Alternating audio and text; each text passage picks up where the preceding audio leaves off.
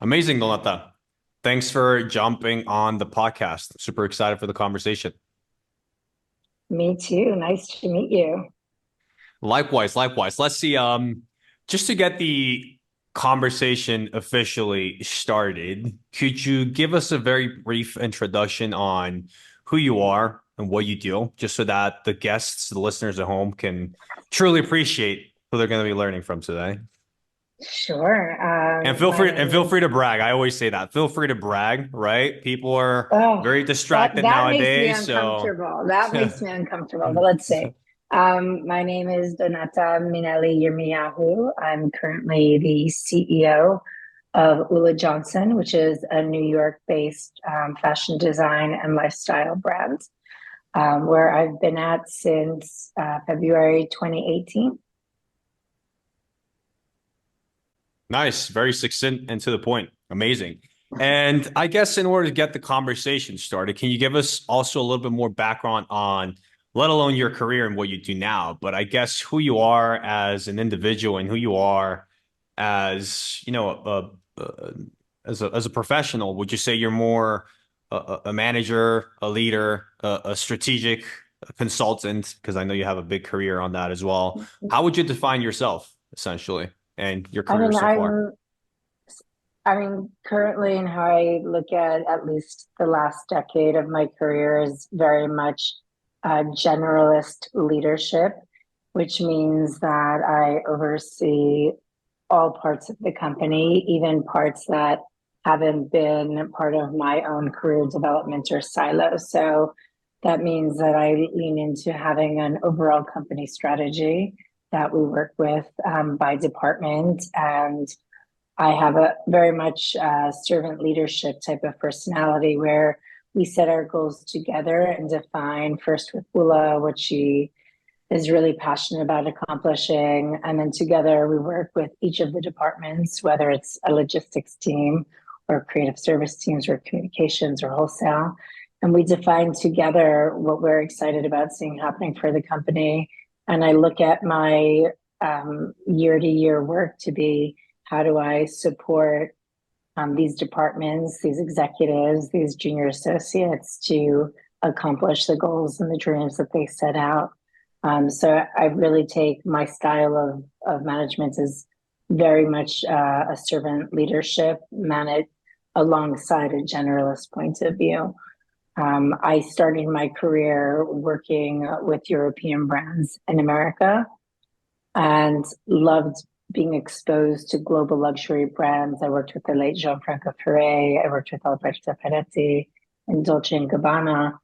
And when I shifted to American brands, which has really been my core competency and my area of expertise, what I loved about it so much, which I started in 1999, was being able to help a creative owner like manifest their dreams of building businesses. So a lot of my history has been with very early stage startup brands that are creative owned, and scaling them globally and making them not necessarily household names, but recognized names within the industry and within like where a luxury customer may shop. Amazing. So a generalist combined with a people mediator, essentially.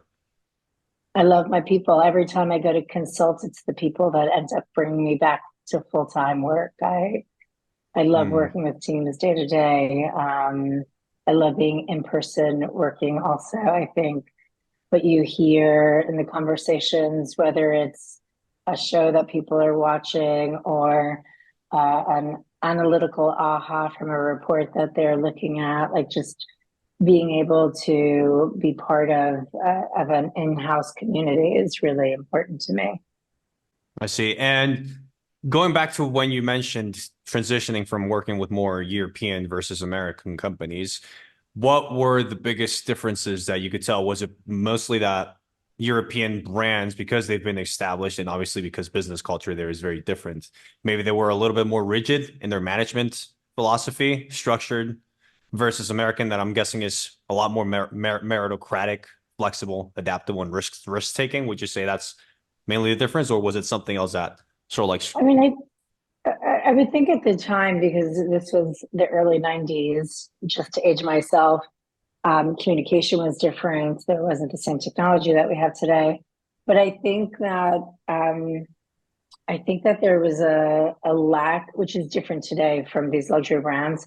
There was a lack of really understanding what it meant to service customers. And for us, that meant like servicing our boutiques, our department stores, both the managers, but also the clients and stylists that were on the selling floor. I always felt that there was a big disconnect, that we were much more hand in hand and closer to our touch points, down to our final customer. We would ship, partial of groups and not understand that we like to wardrobe a customer in America from head to toe at times, or at times back then, maybe more so, or the need for efficiency and speediness in answering people. I think Americans, we have very strong work ethic, and we also have an agility and a natural entrepreneurial, even if that word is really a lot more recent in conversations of business. I think organically, we're a nation where people make things happen, and because of that attitude, we want to satisfy to be able to grow our customers. And I think being in an American brand, I mean, we're headquarters, we can take control over that. I see. And what would you define? Because I know I'm aware that was sort of like a transition that happened a long time ago, but I'm guessing the same principles of that make up a brand and the important principles to follow for brands uh, probably don't change as much over the years, you know? So just as you earlier defined what you do and what your role in the bigger picture is, how would you define the role of a brand in today's landscape? I think it's about cultivating your community and building a really strong affinity that's authentic. I mean, there are so many choices a brand can make that speaks to who they are and what they value, whether it's the type of stores that they sell to, how they treat off-price reduction, how they deal craft and slow fashion versus fast fashion, um, the partnerships that they choose to make, whether it's partnerships with influencers, which we do very little of, to partnerships with brand collaborations. I think every choice that you make helps define a little bit more about the brand experience and the ecosystem that you want to create around that brand. I'd say Ula Johnson as a brand and as a human has done like a very exceptional job of being super consistent in what is and what is not the brand. Because what is not the brand is as important as what is the brand, which I think is where some mistakes start to happen. Right. Yeah, sometimes it's easier to identify what to avoid versus what to do. Yeah, Interesting. very, very much so. So would you say community building is the biggest foundational principle that you use for your decision making when trying to understand what a brand is and how that definition evolves over time? Because again, I think that most people get very overwhelmed by the sheer complexity involved in this industry and what it takes to not only start a brand, but grow a brand. So when you're coming across, problems or strategies that can get very complex, what foundational principles do you always use to guide your decision making other than, your personal awareness of your own management and leadership style? Yeah, I mean, there's always this question, and I think which a lot of leaders and many brands would say is like, does this feel on brand? And sometimes it's okay to take a risk because your brand can be evolving, it can be growing next generation, or it could be just growing overseas, which may be a similar community but is spoken to in a different way.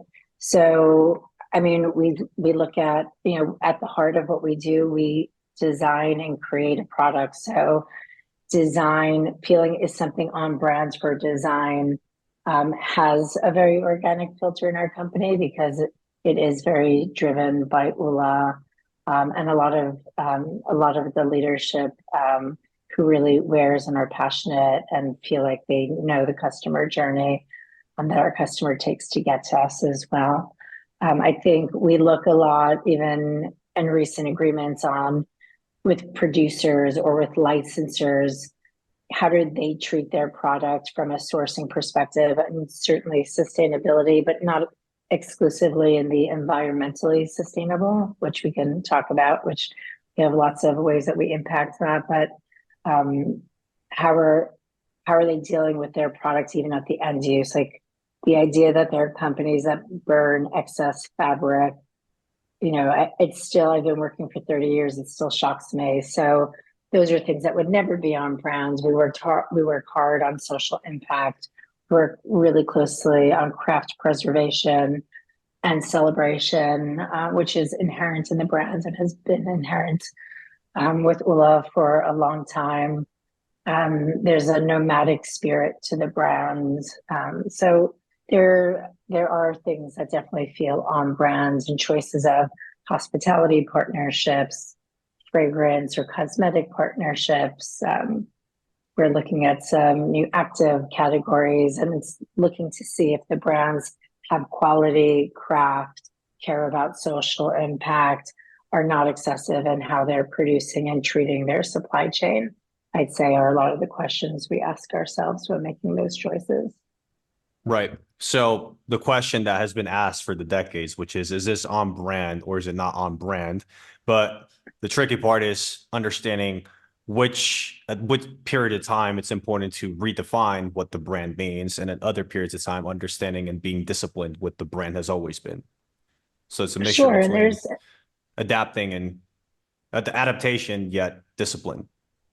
because you also, even within a consistent visual or design vocabulary, there's opportunity to evolve. I mean, your customer wants to see you evolve. They can't have the same exact thing time over time. And, we're not a house that changes creative directors every 4 years or when contracts end. So there's certainly consistency. And just as the brands matures and our customer matures with us, the brands has to evolve. And there are lots of ways to do low risk. I mean, certainly when you work with direct to consumer, so we have our own e-commerce and we have 3 freestanding stores, it gives us a lot of opportunity to incubate new ideas and test how our most loyal and our most passionate customers respond. Because if you're shopping on ulajohnson.com, or you're taking a trip to one of our destination spots, because all of our 3 stores are not necessarily, even if they're New York and LA, they're not necessarily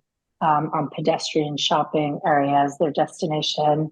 These are our biggest fans. So testing out how they feel about new product categories, new pricing strategies is the best way that we can, on a low risk way, try and expand in a really holistic way. And that's what we do quite often. Right. So have the freedom to test out, just make sure that those tests are not catastrophic, and the potential for reward is very high and the potential for risk or damage is very low. Yes. Interesting. And I guess I want to ask an even more foundational question. How would you define a brand? Especially because I'm guessing you've had experience with brands that are identities of themselves, right? They're their own individuals with their own identities, with teams behind them, versus now it's Ula Johnson, which is Ula Johnson as a human, Yeah, I think for fashion brands in particular, it's both the purpose combined with the visual language, which I mentioned earlier, that really are core parts of defining the brand. And when you go through purpose, that includes your population and your people and how you communicate your purpose, and your visual language is very much in the product supply chain, the runway shows, the way that our stores have feelings, the way that our showrooms have feelings. So it's physical touch points. It's of course very digital. How do our campaigns and videos really speak to all of both the visual, and can you feel the purpose through those as well? But again, starting with a product-based company, if you're in any type of consumer good, it's can you even feel the design language coming out of it, is kind of key to that. Right. So is the brand having and causing emotional connection with its customers through their product, and the rest is just analyzing any steps that have to go between that three-step process, the brand or the founder to the product to the consumer. Yeah, and does it feel authentic? I think, savvy customer out there, even if they're not customers and they're just fans, there could be lots of aspirational fans that are not buying the product, but feel really emotional about the brands, about the lifestyle, about Ula's lifestyle.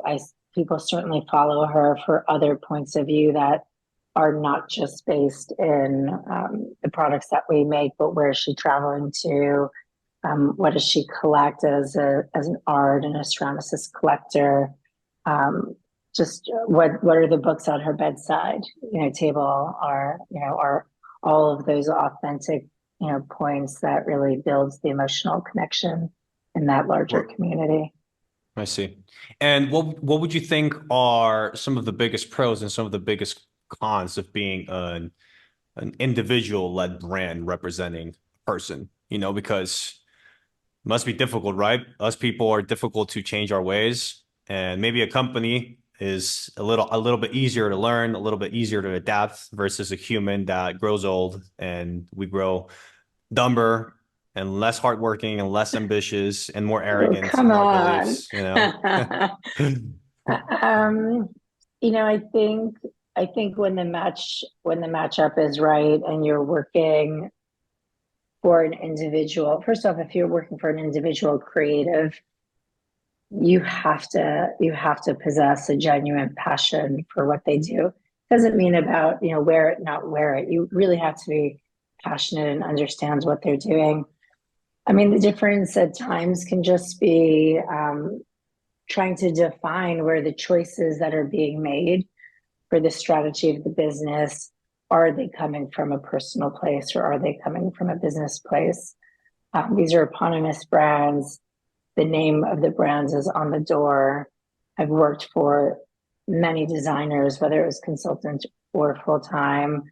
I've never, or I would say seldomly, I've heard them say, well, I want it because my name is on the door. That's not how the creative founders that I work with Yeah, it's not how they operate. get there in the first place. It's not how they get there in the first place. I think that there are a few role models for being an independent business today for long-term success. At some point, there's, whether it's needing to look for outside money or wanting to look for outside money, needing because you can be really profitable, but just need more money to grow at a faster rate. I think Zimmerman is an incredible example of a business like that, which grew to a really healthy point on their own, took a minority investment, made really strong choices on what to do with that money, which was really building out direct to consumer and product extensions, and then be ready for another transaction and still having a tremendous amount of integrity and still having those founders really involved with the business. I think Dries Van Noten is an incredible example of somebody who really held on to it for a really long time. My worry today with a lot of designers, especially designers who are only into it for 5 years, 7 years, is that it requires stamina. And you could look at those, those kind of fast, like one item products that become TikTok successes. But if you really want to be a long-term business or eponymous business and find joy in leading a creatively led business, you have to have your eye on the long picture. I think, Ula has done a great job. There was a great article on Gabriela Hearst this past week in Business of Fashion, where she mentions that she will be the business of luxury in decades from now. she wasn't counting in 5 years or 7 years. And I just think that a lot of businesses today just have that rush, and it just takes time. It takes time if you want your name to last and if you want the integrity, right? If you want to keep that name and the integrity of the initial intent of the designer, you have to have patience for that. Right. And what principles do you think are the most important to stay disciplined in and loyal to when it comes to essentially staying in the game for long periods of time? Right? Because it's obviously a discipline challenge, right? Founders and people want things quickly. But on the other hand, there's a lot of different variables, right? It's a cash flow. Cash flow is difficult in this industry, right? And that can lead you to compromise on those long-term decisions, especially if you're not raising any capital. So what do you think is I guess the foundational mindset that founders should have, and also the foundational maybe infrastructure or strategy to have in place? Is it focusing on direct to consumer? I mean, having patience and discipline and figuring stuff out to direct to consumer? Is it having a very, very clear focus on production and creative quality and organic growth? What would be, and again, I know this is a very difficult question that might change Yeah. relative to the period of time, but relative to what you know now and what's relevant today, what do you think the best foundational approach from a mindset perspective would be, and the best foundational approaches from a more strategic perspective? Right. So we'll put brands and strategic on the side for a second. I think the most critical parts to actually set a foundation of a business are having a clear and reliable supply chain and a product gross margin structure that allows you to be flexible between direct to consumer and wholesale. Like stop, period. If you I mean, I shouldn't say stop first period. First, the product has to be beautiful and desirable, right? It doesn't matter what it costs. It doesn't matter if the margin, if the product is not beautiful and desirable to an audience, but who is making this? And are you able to actually make money off of this in multiple channels is key, because I meet I'm going direct to consumer businesses, and it's an incredible channel, and a channel that I believe most businesses should have as the majority of their revenue stream to be healthy. But the value of the right wholesale channels and the marketing and visibility that they give, especially for younger brands, is critical to your growth. So if you approach wholesale as a marketing channel, like I'm going to be in Bergdorf Goodman, or I'm going to be in Le Bon Marché, or I'm going to be in El Palacio de Hierro, those are points where a customer is going to learn about me for the very first time. So undermining the value of the wholesale, I think, is a mistake, because I haven't seen many DTC businesses that at some point have done a collaboration or a partnership eventually with the Nordstroms or a Net-a-Porter or another partner, because they use it for marketing. So making sure that your pricing structure even allows you. I see all the time, like, I make this beautiful product, I'm going to sell it DTC so the customer appreciates the value and I'm giving it back to them, which is an incredible intention. But the second you try and go and have to actually wholesale, and now you have a retail partner that needs to make money in this process, you actually can't do it. Like, there are many DTCs that I see that just don't do it, or they lose money. And you should never set up a business to lose money, even if you have equity or backing on that. The goal should be for profitable businesses. So supply chain reliability and a gross margin structure that can allow for both wholesale and direct to consumer, even if you go in with DTC, foundational advice. Right. So the financial health of the brand is the most important thing to get right from the very, very beginning. And it's mostly a combination with, of course, incredible product and everything that entails nowadays, incredible product, content, communication, et cetera, et cetera. But at the same time, excellent production and supply chain infrastructure, so that you allow yourself the space, the financial space for mistakes, errors, and just the overall increase of costs as you scale. And maybe and that's a good summary, right? Just to confirm. I agree. Okay. Good Okay. summary. And yeah, because I mean, I think that a lot of the things that happen, especially nowadays, is that, with social media, anybody can create something incredible and it can get traction overnight, right? But again, they are two completely different parts of the process, creating something incredible versus making sure that your production infrastructure is also incredible, right? And people skip that process because if you're creating things in your studio and all of a sudden goes viral on TikTok and everybody wants to stalk you, you're gonna say yes, right? Because that's what people will do that don't have the experience. And I'm when you like, you say don't yes say, to I'm those, like, don't say of yes. course, of course, of course, of course. And how can you say, oh no, don't say yes, right? Like you just had like a life-changing opportunity, say no to it, right? But people need to understand that the cost of skipping this part of the process is that eventually you'll find yourself in a position where cash flow will be tight because you don't have the financial health that is required because you didn't work on this part of the foundational part of the business. And long term, you'll make short-term decisions at the cost of long-term financial health because you don't have the infrastructure to make those right decisions in the first place, right? Because everybody's human. And if you have to pay bills next month and your most important account is late on payments, you will do something that you shouldn't do long term just for the sake of surviving on the short term. Yeah, for sure. And look, your supply chain partnership is also key. You want them, to prioritize you. You want them to care about the quality, to go into a supply chain and, they say, well, 1,000 units is, the minimum quantity requirement. And, you really want to work with this person. But if you don't have a place to sell those 1,000 units and your cash now is going into that because you think that's the right supplier, well, then it's not the right supplier, right? Like if the supplier isn't one who was also wanting to grow with you, depending on the stage of your business, that's not the right supplier because your money should never be sitting in cash just because of a minimum requirement of a factory. Right. So I mean, I guess this is almost when very early on when there's little experience, intuition plays a big part, right? You should And almost later, and never, later, yeah, and yeah, of later. You need intuition later too.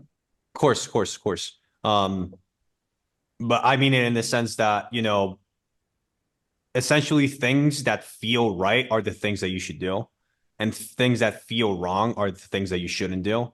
And things that feel wrong tend to be very loser win scenarios, right? High risk but very high reward when essentially if you have patience and you're working on good foundations, good decisions will intuitively feel like there is too much to win and too little to lose at every step of the process and at every single facet of the business, from a supply chain perspective, from a sales perspective, from a production and categories expansion perspective. I'm guessing that is kind of intuitive because it is a very complicated process, of course. But if you could sum it up into how a decision feels versus how it shouldn't feel, it might be a little bit easier for more unexperienced people to sort of like relate.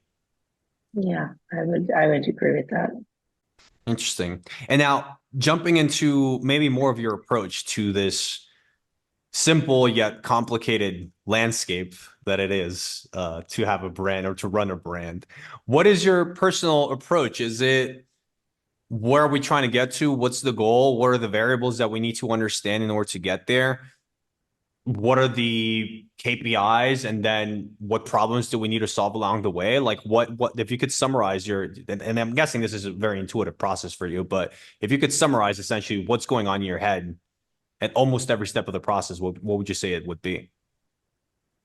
Well, I mean, first and foremost, we always have to remember that it's a business, right? We could talk about brands and community, but it's a business. It's a business that has to generate revenue, and it's a business that needs to cover operating expenses. And in an ideal world, a business that has profitability that could then invest in future opportunities for growing staff, for growing offices, for growing stores, and all of those things. I think I think an important part of how I approach business has always been looking at the world truly as a sales opportunity. So if you're a North American brand, um, to avoid having to go into every department store, and I love department stores, but to go into every department store and deal with all of the markdown cadences and all of that, because I need growth, right? I need to have 20%, 30% growth, whatever the growth is, 80% growth. If I only look at North America, I'll be pigeonholed. And if I only look at either of the channels of DTC or department stores and wholesale, I'll be pigeonholed. So how do I approach the world? I mean, and I think that's been key and instrumental in how I've been since I've been leading brands, is that we're not forced to make revenue growth decisions in North America because we plant seeds as early as we can, even in the infancy of a brand. And key, we start easily with English speaking countries. So UK, Great Britain are really important places that are also very receptive to American brands. Australia may be super far away, but it's a great country that loves and has a very similar lifestyle, even though their seasons are in different parts because of the hemisphere. They love American brands.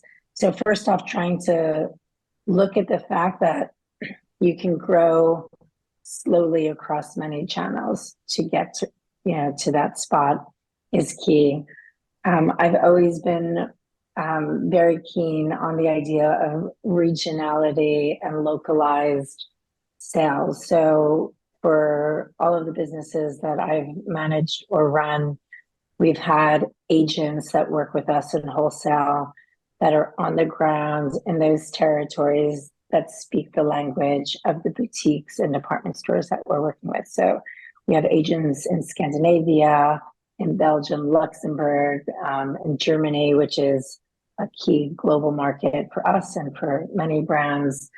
We have French speaking, Spanish speaking, many different nations, so that we can really do customer service in the language and often in the time zone of these nations. So I'd say looking at the world as a holistic place to make an impact at the same time, not just saying I'm a New York brand, so I have to just focus on New York, or I'm a Mexican brand and I just have to work in Mexico. I actually work with the Latin American Fashion Summit. So I have a lot of exposure to emerging brands that are based in LATAM as a whole. And our conversations are always about, it's great that you have your localized market there, but now we have to look at the world, because you won't be able to grow at a certain pace if you're not looking at the world. Right. And what do you think are some pros and cons of having this international approach to growth and expansion overall? I mean, cons can be, I think geo pricing is the biggest dialogue that myself and my peers have. It's how do you retain price value across all different markets, knowing that importation and duties based on where a product is made and products are being shipped. How do you deal with that is a big con. So like in the US, our pricing is a lower price point than it is in certain nations. So stabilizing a global price points, because online we could find anything in every country, is one of the biggest cons. If you're not working with people who are speaking the other languages, language barriers are different times. Cultural needs, we're a full brand. Dresses are a very big category for us. There are certain nations like Japan where a dress is a lot less important in their nation. So how do we deal with cultural use of clothing and what that represents for women in their life cycle and their day-to-day, whether it's work, leisure, travel, special occasion, because culturally we all approach those things differently. So that's, some of those are the cons, but they're not long-term cons. They're just problems to solve along the way. And a lot of technology has helped advance some of these things. Like we use Shopify as our platform for e-commerce. And there are great integrators into Shopify, like a company called Global E, and they help give a landed price so everyone can see the pricing in their currency. That was a game changer for us. It increased international e-commerce overnight because they didn't have to do calculations or guess how much custom duty or what currency translators were. So there are so many tools that even the cons often have solutions. You just have to Right. prioritize what you want to deal with from problem solving. Of course. So, I mean, having an international approach again, it's what you want to do long term, of course, because you want to get the brand out there as quickly as, well, not as quickly as you can necessarily, but in the right places as soon as you can, and start building those relationships as quickly as you can, or as early as you can, I think is a better way to put it. But with more markets comes more complexity. And again, with more complexity, it narrows and goes back to what you were mentioning about focusing on having their financial health of a company and the right infrastructure established, because with that in place, you can handle complexity and those day-to-day problems, right? If pricings are very different in the country, but the country is very important for the brand, you can show flexibility in pricing, whether if it's simply by charging different prices or mainly maybe by developing different categories at different prices for those specific locations, right? But again, the flexibility that you need with the complexity that comes with international expansion is something that you will get if you make the right financial decisions early on. And I would add on to that, the financial decisions include the types of hires that you make in your company because it's it is the most important investment of a company is the quality of the people. The glue that holds everything together, this chaotic I, machine together. I mean, so many cliches, but you know, it is the truth. And, you know, if you buy into the idea and believe, which I've always believed it, so I didn't have to buy into it, but I sell it to my peers all the time. This idea that, you know, invest in your people because whatever goal or strategy you lay out for a founder or for a board is not going to happen if you do not have people in place. It doesn't matter what your dream, you could be revolutionary in your strategy. And if you do not have people to execute that, it That's all. It will goes just be a nowhere. strategy. Goes Yeah. nowhere. Yeah. Goes Of nowhere. course. Interesting. Okay. And transitioning more to sort of like the people conversation, because Mhm. My I think it'll favorite. be yeah, no, I think it's going to be a perfect ending segment because it really everything comes down to that almost every time that I speak with a high level executive, because it is truly what almost everything comes down to. Um, but what is the approach to, I guess, attracting and managing those people? Is it also brand led? So brand led decisions attract the right talent, or is it coming up with the right incentive structure, right? How would you summarize attracting those I people mean, and managing them in the long term? yeah, I mean, you have to be competitive with salaries, but it's never what wins people over unless they're like dire personal circumstances, right? So putting that all on the side, you will feel in an interview, first off, if there's passion for the company, the brand, the product, and you'll hear the touch points of the research. I mean, first off, if somebody who comes into an interview, whether it's, you know, from an entry level assistant to a vice president, if they walk in and they can't speak to the brand, ask questions that are very specific either to our product, to maybe a store experience, if they're working in headquarters and having had the opportunity to visit the New York store, what we're doing on social media. If they don't make one reference to something that they've experienced with the brand, there won't be a second meeting because we want people who are also here because they've actually researched the brand and the business and they're excited about what they see. There has to be excitement and enthusiasm and passion. Like Right. step number And one. does this apply with internationally. So people that want to work directly for the brand, partners, and every other party involved with developing the business or the brand. So much so we speak all the time about where we see our most successful partnerships and where we see lackluster partnerships. And you could actually, when you trace it back to the inception of the relationships, you can feel whether there was passion in that, or did the other partner feel like, oh, this is it's a good move, the brand is well known or well recognized, or maybe my boss told me I needed to. And you could feel where there's a lack of passion in that. But when there's, you're sitting across the table from, a new partner in Dubai, and you feel them being excited about what are we doing to launch the brand together? Like, can we get, access to ULA and Q&As, and we want to tell the brand stories, and can you do a pop-up? And you feel that collaboration, which isn't a word that I've said in this conversation so far, but it's actually so much at the heart of what makes successful relationships, both in our interior population, but also with our supply chains as well as our retail partners. You could feel from the second if there's passion and excitement. And when there's not, and it's more like, oh, this is a job or this is a brand I should be picking up, there's always problems down the line. I see. And what about retaining those relationships over long periods of time, whether it is with people that work in the brand versus people that are partnering and collaborating with the brand? I think as a company, we're so proud of our retention.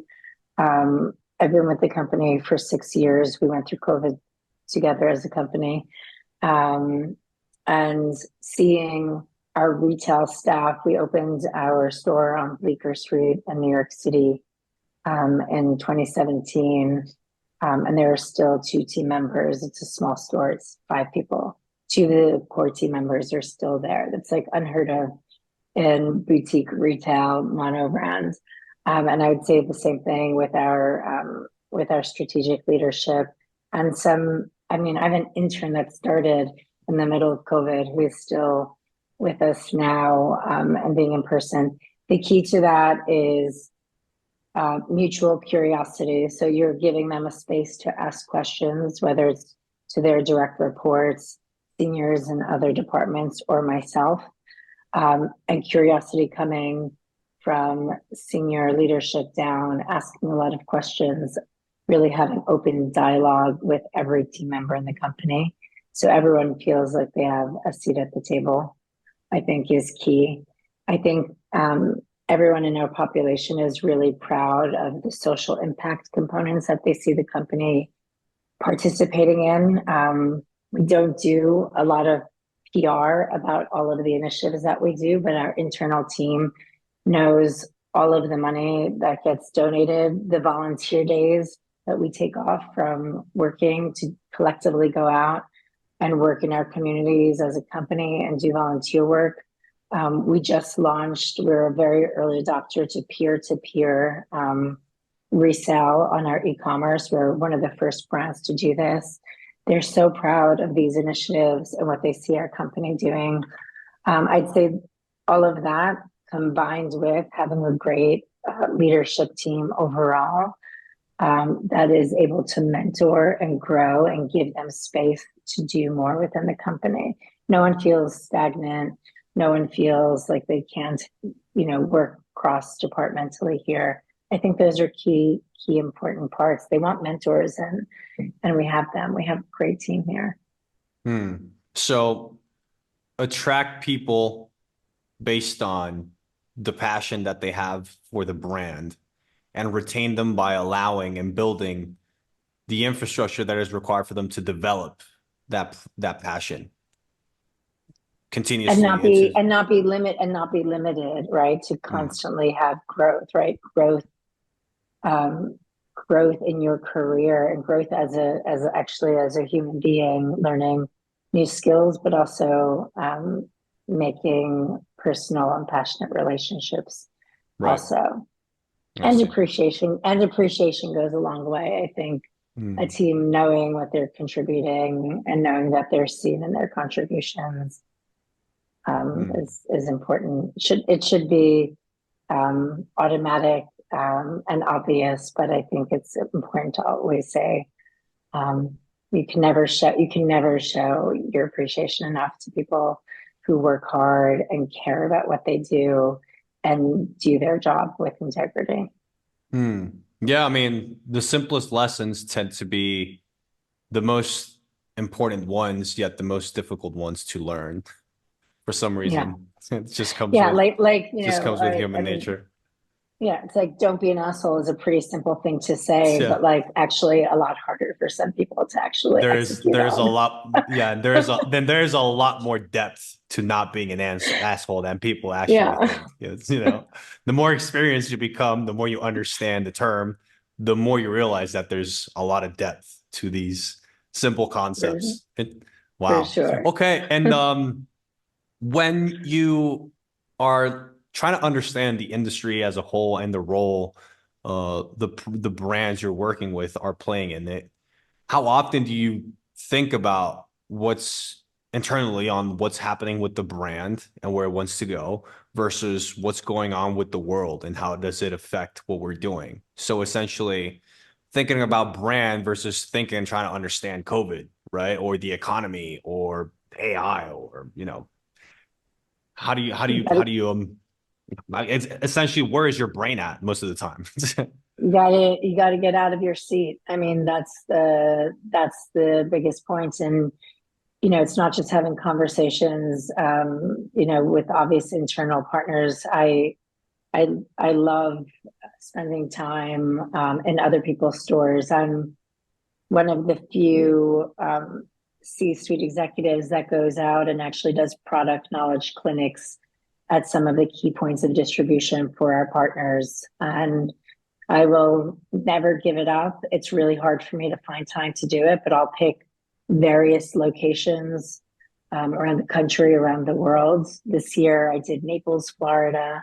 I did London. I do a lot in Beverly Hills because we're in LA often, Chicago, and I'll do Nashville in a couple of months. And I go and I train the stylists and share the brand history and the brand story with them. And then I spend hours with them and ask about fitting room stories and what's happening with them with their clients and what are their clients asking for and how has their mood changed on spending and what they're looking Yeah, for. what do they think? What do they believe in? What do they talk about? What is Yeah, important to them? Yeah. I can't.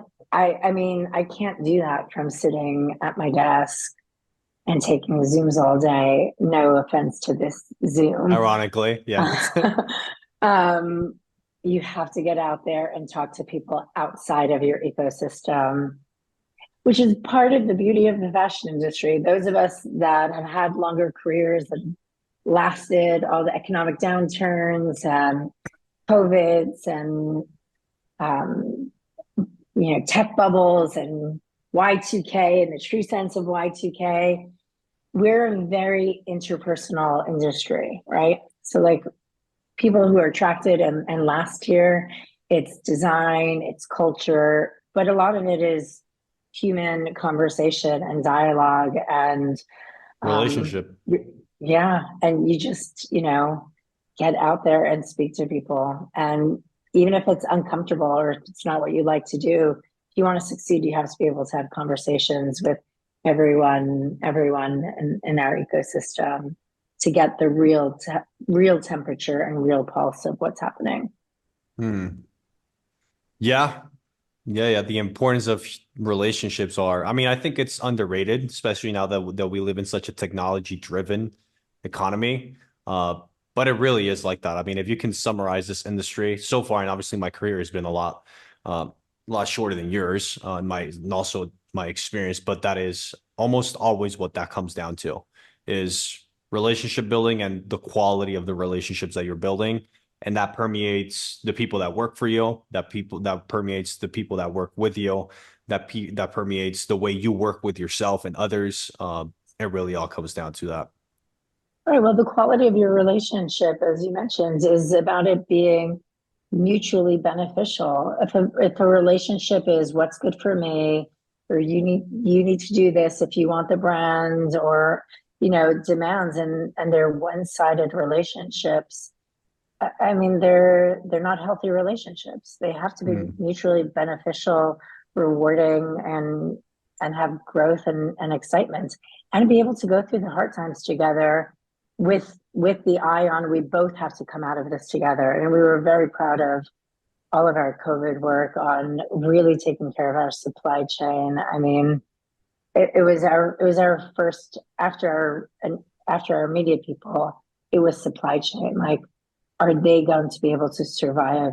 Are they going to have money to be able, you know, to feed their families? Like, we know our supply chains. We go to visit, um, and it had to be mutually beneficial for everyone, or else it was never going to work. If I was just demanding my delivery, but not making sure to retain orders while stores are canceling orders, um, it would never work. And you have to work together. And it was reciprocated. I mean, I speak about COVID because I think that's when the value of healthy relationships really came out. Because for those that were like, I need to cut orders, whether it was a store saying it, or me saying it to a supplier, or me, not taking care of our people. I mean, we made zero fires or layoffs during COVID. Like, we cared about making sure that our team was healthy and in a good place. And that was in every relationship. So Hmm. healthy equals mutually beneficial, and not one side Of course. gaining, positive and being selfish. Of course. Collaboration, as you mentioned, the word that was Yeah. missing for a I long part of the know. conversation. That's good. I mean, people hear it a lot, right? People hear it a lot. So it was good that we avoided it for a while and then reintroduced it a little bit Yeah. differently. But yeah, I mean, I guess and in order to end this conversation, I guess the ending question that I would like to ask you, Donata, would be if you could, if you were speaking with a younger Donata, maybe in the most important period of your career or your life where you needed to have a conversation with your younger self, what would be the biggest piece of advice that you give yourself? And what would be the biggest piece of advice you give yourself, maybe personally, right? Completely doesn't have to be related to your career. But also, what would be the best piece of advice you give yourself, maybe practically speaking or strategically speaking? I mean, on the personal side, I grew up maybe in the industry during a very different time where, I mean, there's still certainly people in companies today, but there was no compromise. I mean, I would work 70 to 80 hours a week constantly, and with dedication and with joy. It was a choice of where I felt like I needed to put my time, but I did get a lot of rewards from it. But I probably would have dedicated more time to my family, like my external family and friends, a little bit more. I think that there were definitely a few years where there was nothing in front of me except for my career. And I think it's so important to be ambitious and goal oriented, but to have balance, which I encourage within all of our staff. But I think it's also a different world where anyway it's happening. But I'm joyful for the way that the new generation works with passion, but there's also time for the other things. So I would have given myself advice to give a little bit more time to the people that I love and that love me back. Um, on the professional side, um, I would actually, I'm proud of the fact that I trust my intuition, and I wouldn't change anything, because when I moved from these larger global luxury houses to going to work for European early stage businesses, there was not a single mentor nor family member who supported or thought that it was a good idea. And I never would have had this incredible journey, especially on this like unique global trajectory of knowing what it means to like going to mills in Italy and working with family mills, or going to Japan to start up a new licensing agreement, or really like creating my own path in so many ways. Um, so maybe that sounds a little egotistical, but I wouldn't change my directions, because the mistakes I owned in a good way and make me who I am. So Of course, there you maybe are. maybe embrace the mistakes that I made a little bit easier. Of course. Yeah, yeah. That makes a lot of sense. Yeah. If you're happy with where you're at, why try to change that? Yeah. Yeah, I Wow. mean, I think on the personal side, it was probably more than the professional, There always is another lesson that people tend to learn late in life. for But sure. amazing, Lata. I think that's sort of like wraps up the conversation. I do want to thank you deeply for obviously taking the time and sharing everything that you've shared. I personally found it very educational and useful, and I'm sure my audience will do that maybe even more and appreciate it even more than I am. So thanks once again for the time and for your willingness to share the secrets. Yeah, I love the dialogue. I'm happy to anytime, and spend a lot of my personal time mentoring young designers and executives. Also, I think it's really important.